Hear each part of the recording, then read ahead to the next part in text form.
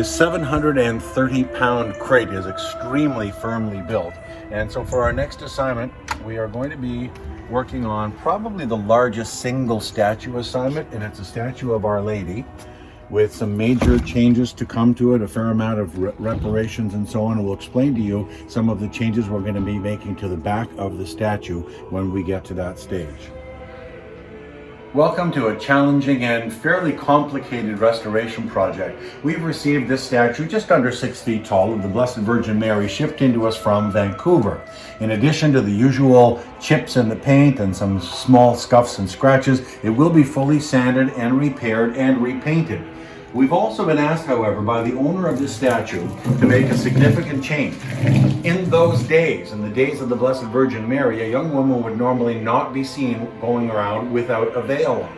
So he has asked us to create a veil. What that will involve is going to be to remove or sand down much of the hairline and create a veil that follows roughly along the string that I've taped on here. So we'll take all of that down. We'll be using plaster cloth and then actual wet plaster with our hands to reform it and make it look like a folded cloth. On the front, you'll see that the veil is going to come down roughly where the string line is, so it'll cover off a portion. You'll still see some of her hair, but then the flowing veil will come down around and over the shoulders. First, we create a wire form based on a photo from the owner.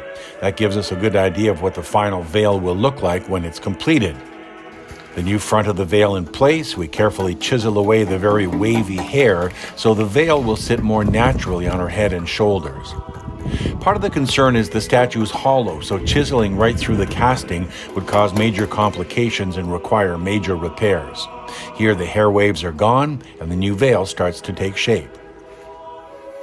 Next, the multi-tool helps shave away some bulk so the new veil can be made to drape down naturally. You can still see how the old hair protruded and pencil lines show where the folds in the blue veil will be added. And now back to the workshop to smooth on 2 more layers of plaster with tools and by hand. As we get now ready to start doing the fine grit sanding to make the veil and other areas look more satiny, I'm going to remove the protective plastic that was applied early on. In that stage, we wanted to ensure that none of the liquid plaster would drop down and soil other parts of the statue, which would then have to be removed. So as I take off the plastic protection, we're going to be ready to examine the rest of the statue, look for any breaks or dings or scrapes, and get those prepared for the artist to do her work.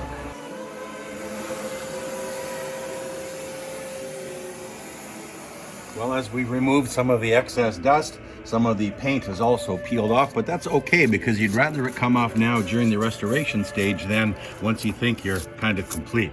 Around the back, an interesting discovery. When we took the dust off, we saw the name of the Montreal statuary of Tommaso Carli.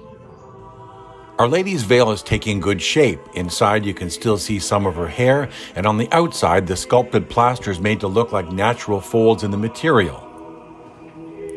I've chosen a richer blue that makes the garments look more like intricate drapery. The previous paint is faded and worn, and you can see that it lacks detail. The raw plaster of the new veil is painted in a slightly lighter shade than the mantle color, and the interior of her mantle will be painted the same as her veil to keep things harmonious.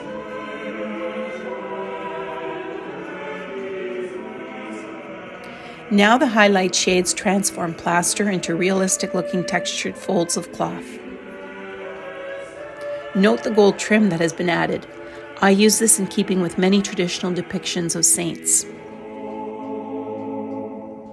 The faded pink faces of the angelic figures at the base of the statue are repainted and given new life with eyes that seem to look back at you. At this stage, much of the garment repair and repainting is complete, and Pauline is turning her attention to the finer details. Things like the realistic fingernails.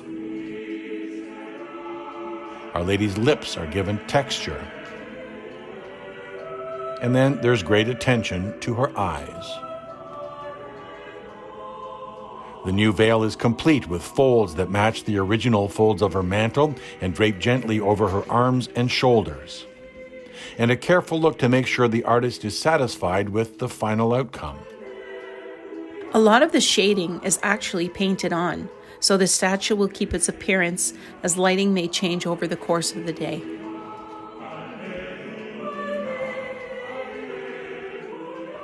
Then we look over the entire statue in its completion.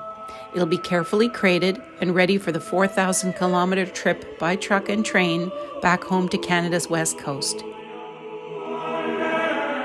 Please subscribe, click the bell and the like buttons, and thanks for watching.